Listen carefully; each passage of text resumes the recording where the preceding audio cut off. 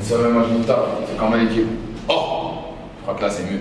L'équipe, imagine ça, même imagine une taf. Yannick ici présent.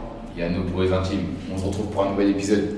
Comme vous avez pu constater, c'est un épisode digital, dynamique, agité. Hein, on va aller découvrir le personnage, Jean-Yves. On l'appelle Jay. Follow me.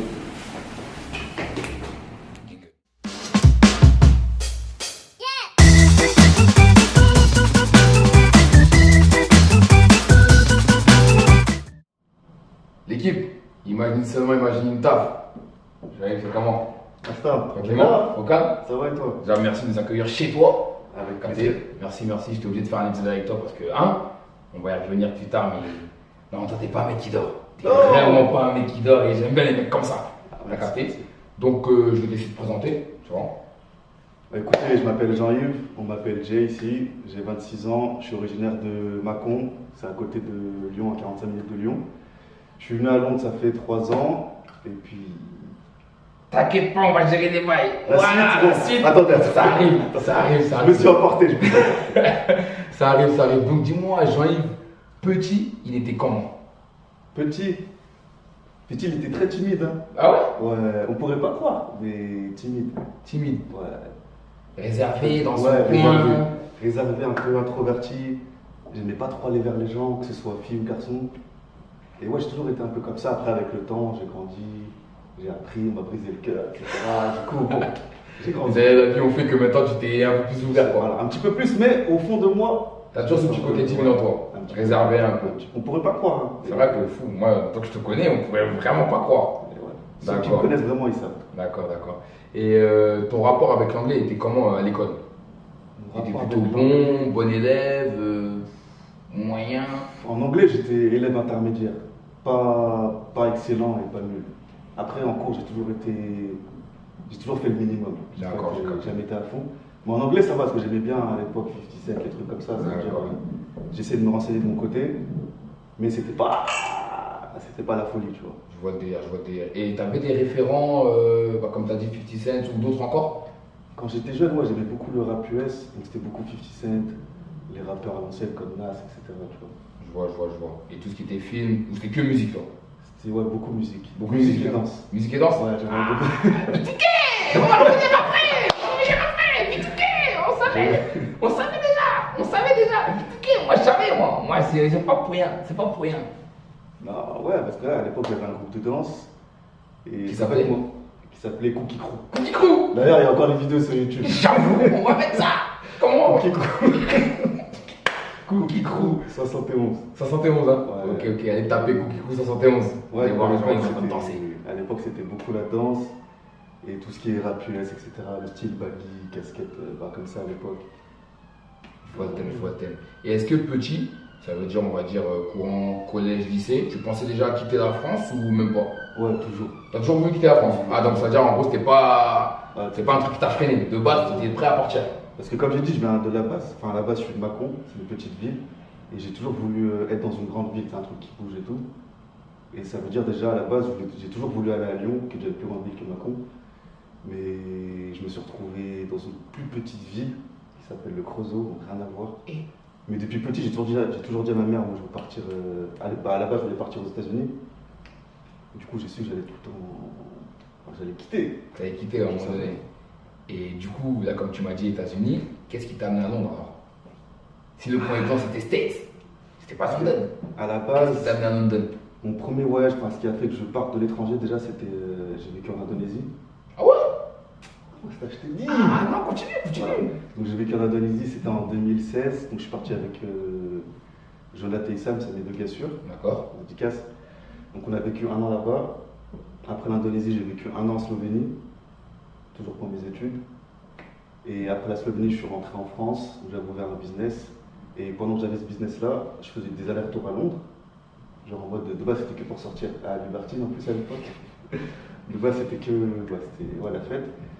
Et au fur et à mesure, j'ai rencontré des gens, une personne, deux personnes, un Français, deux Français, trois Français, des Anglais. Et à cette époque-là, je voulais partir aux États-Unis, à Los Angeles. Le plan qui était de base. Voilà. Mais ma mère, la voix de la raison, elle m'a dit pourquoi tu n'irais pas à Londres? Tu es tout le temps là-bas, tu connais des gens, et c'est à côté, comme ça, tu n'es pas loin de moi. J'ai dit bon, c'est vrai que j'aime bien Londres, on dirait. Et ton départ en Indonésie, c'était à quel âge? J'avais 19 ans, 19 20 ans? ans, 19 ans. Donc ça veut dire de tes 20 ans jusqu'à maintenant, Indonésie, Slovénie, pardon, aller-retour à London. Et la maman qui dit quoi, bon, On me dit voilà, ça sert à rien de partir loin, reste à côté parce que tu connais les mamans, ils aiment trop, hein. exactement. Donc du coup, là t'arrives en quelle année exactement? À Londres, Ouais, 2019, 2019. novembre 2019. D'accord. Et quand t'arrives, tes débuts, genre en gros, explique un peu. Genre tu Mes connaissais débuts qui? Je sais que par exemple à l'époque, il fallait faire le NIN, tu savais ça. Explique un peu pour que les gens, tu vois, qui se disent que c'est pas on arrive et hop, la vie elle est cool, tu vois. Après, moi personnellement, mon cas c'était un petit peu c'est différent parce que quand je suis arrivé, j'ai eu de la chance. Parce que, comme je t'ai dit, je venais tout le temps à Londres, Mhm. genre, c'est-à-dire je venais 3 fois par mois presque. Ah, C'est-à-dire, ouais, limite. ouais, pendant un an, je venais franchement souvent. Ça veut dire qu'il y a beaucoup de gens qui pensaient que de base j'habitais à Londres, alors que j'étais toujours à Macon. Et du coup, j'ai rencontré beaucoup de gens. Donc ça fait que déjà, quand je suis venu, j'ai pas eu à chercher d'appartement ou quoi. Parce que je me suis installé chez JD Ilan, donc des potes à moi que j'ai rencontrés en boîte. T'as rencontré ici à Londres? Que j'ai rencontré à Londres. D'ailleurs, dédicace. Encore une fois. Et d'ailleurs, on vit toujours ensemble. Enfin, je vis avec Ilan ici. Et du coup, ils m'ont accueilli chez eux. Ils m'ont ouvert la porte. Du coup, j'ai pas eu à chercher d'appartement. Après, j'ai travaillé dans la night. Ça veut dire que j'ai rencontré beaucoup de monde. Et ouais, j'ai travaillé à JT Sport au début. Après, j'ai fait plein de petits jobs. J'ai tapé dans des restaurants, dans la vente. T'as touché un peu à tout. En gros, j'ai touché à tout parce qu'il n'y a pas de sous-métier. J'ai touché à Ouais, tout. de vrai. Un taf, c'est un taf. Et je voulais surtout expérimenter, voir la ville, comment ça se passe, et faire des sous pour payer le loyer, etc. Et le monde de la nuit, ça m'a permis de rencontrer beaucoup de monde. Qui t'a fait que c'est ce monde-là qui t'a aidé du coup, parce que tu rencontres JD là, qui t'accueille. Exactement. Tu vois, donc je suppose qu'ils t'ont aidé pour les démarches et tout pour la suite. Donc en fait, c'est ces rencontres qui ont fait que t'as pas eu, on va dire, un début galère. Ouais. On va dire. Franchement, je suis arrivé, c'était fluide. J'étais bien accueilli. Du coup, j'avais déjà entre guillemets une base ici, dans une famille. C'est important, ouais. Du coup, j'étais pas. T'es pas perdu. Ouais, j'étais pas T'es perdu. J'étais à l'aise. Je suis arrivé, c'était directement. Et dans la continuité. tes impressions sur la ville, qu'est-ce que tu en as pensé? Toi qui viens de Macon, par exemple, une petite ville, t'arrives à London, tu vois tout. Non, moi je savais, London, j'ai toujours kiffé en vrai. C'était grand, ça bouge tout le temps, ça dort pas. Les gens ils sont ouverts, tu rencontres du monde. En fait, c'est tout ce que j'aimais. Tout ce que j'aimais, je me suis dit. Tu t'es retrouvé dans cette ville. Ouais. Du coup, le projet State, oublié. J'ai mis de côté. T'as mis de côté. On va laisser ça à gauche. Ouais. On va se concentrer sur London, voir ce qu'on peut faire ici. Et après, de toute façon, la vie elle est bien faite. Il faut que j'investisse, je les retraite. D'accord. Et l'actualité de Jay, Jean-Yves, hein, parce que moi, t'as vu, je vois les TikTok, je vois les choses. Je me dis, mais wesh, c'est quoi l'actualité en ce moment de Jean-Yves? C'est JD? C'est travail? C'est quoi? L'actualité aujourd'hui, là, donc on est en septembre. Octobre. Octobre 2022. Aujourd'hui, je suis modèle et content créateur. D'accord. Là, qui dit influenceur. Et du coup, c'est ce que j'aime, c'est ce que j'aime faire. Du coup, c'est cool. Explique, c'est quoi content créateur? Qu'est-ce que c'est? Bah oui, il faut dire. Pardon. Peut-être moi je sais, mais ça va, faut Donc, dire. en gros, c'est quoi? C'est concrètement, il y a des marques qui me contactent, qui m'envoient des produits. En général, c'est des vêtements, parce que je suis beaucoup tourné autour du fashion. Ok. Donc ils m'envoient des vêtements et moi je dois tout simplement créer du contenu pour eux. Donc ce soit vidéo s'ils veulent. Donc les vidéos que j'ai faites, vous avez pu voir au début, ou des photos, ou voilà. Je fais appel à ma créativité, je fais des pauses. Et les marques, tu peux les citer ou c'est privé? Ça c'est toi qui me dis. Non, c'est toi. Ah, je peux. Peut-être un contrat, peut-être que tu peux dire, peut-être que tu peux pas. Non, il y a beaucoup de marques. Je travaille avec des sports, Manière de voir, Scott. Beau. Non, pas encore. Ah, pas encore? Pas encore. Aïe, ASOS, Puma, LSI. c'est pas mal. Et quoi d'autre? Voilà. Tout ce que j'ai sur moi là, c'est The Couture Club, D'accord. Nuera. Tout ce que j'ai sur moi là, c'était.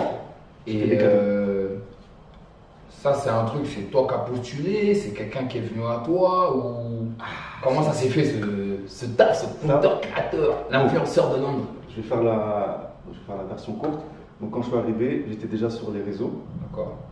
Parce que quand tu es dans la promotion, il faut faire appel au réseau, il faut avoir un réseau pour bosser.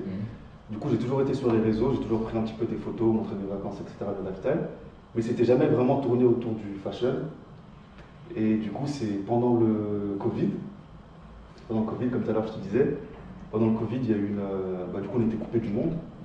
Et à cette époque-là, il y avait rien d'autre, enfin, j'avais rien à faire concrètement.